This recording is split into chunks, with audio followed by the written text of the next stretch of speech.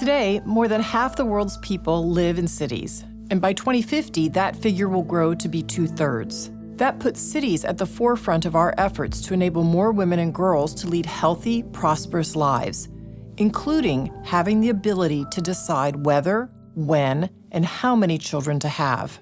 In my travels, I've met with a lot of women living in poor urban areas and talked with them about their struggles to create a better world for themselves and their families. And time and again, it's women who raise the issue of access to contraceptives and health education for both themselves and for their children. So many have repeated unintended pregnancies, often before they're ready to have children. And because they know the devastating effect that poor health has on their families and their communities. Family planning is one of the best investments one can make in achieving Sustainable Development Goals. According to the Copenhagen Consensus Center, an independent research body, for every $1 that one invests in family planning, you reap the benefits equivalent to $120. I'm really pleased that we got family planning in at the beginning of the SDGs. It didn't come in at the beginning of the Millennium Development Goals, and that made it that much harder to make family planning a priority. Family planning makes contributions in so many ways. In addition to allowing people to make choices about the number, timing, and spacing of their children, family planning lets girls stay in school. It lets women spend time outside the home to engage in the economic and political development of their countries. It opens up this space for women and girls to participate that then opens up all kinds of other spaces. I think once you realize you can control your fertility and you know how to do it, almost everything else becomes an option. We used to really spend all our energy trying to get family planning to women in rural areas. But two things have changed. Now over half of the world is urbanized. And more women and girls are moving to urban areas because that's where they see opportunities for themselves. Half of China's migrants are women.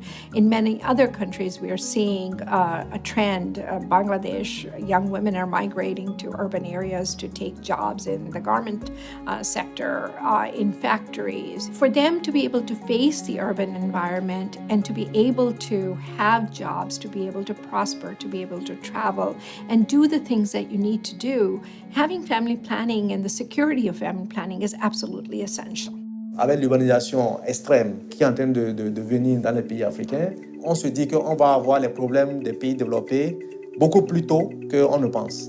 La planification familiale, c'est une condition nécessaire pour les dividendes démographiques, définie comme l'accélération de la croissance économique qui pourrait survenir du fait du changement de la structure de la population. Lorsque la fécondité baisse, on peut utiliser les ressources pour que le marché du travail soit plus dynamique.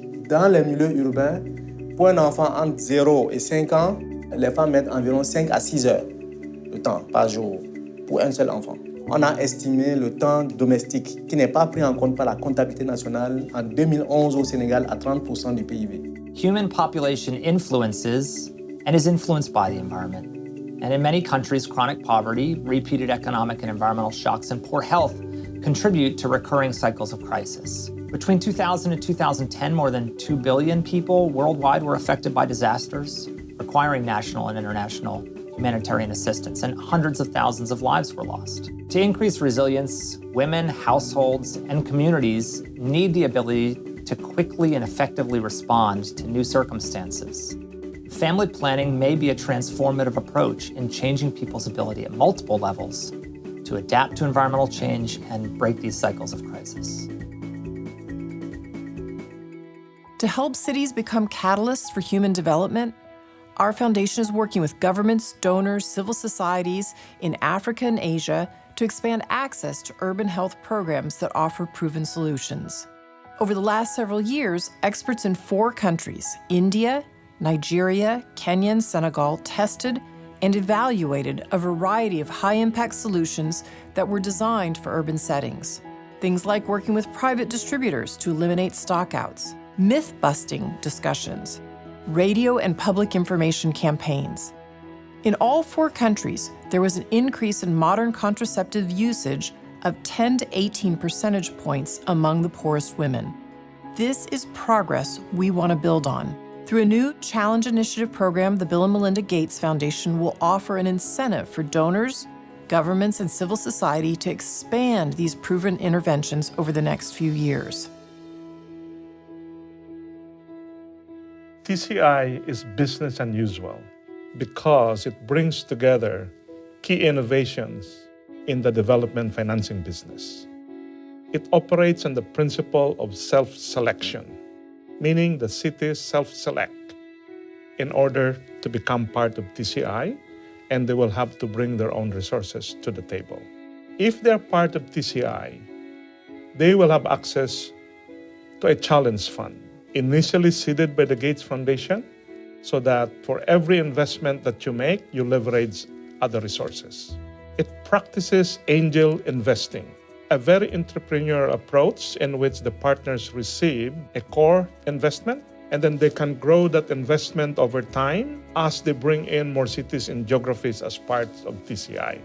And finally, efficiency and effectiveness is built into the performance metrics, which means that donors, including high net worth individuals, would be able to see the return to their investments. Investing in family planning saves lives and unlocks the potential of women everywhere. It's one of the best investments that communities and countries can make in their futures.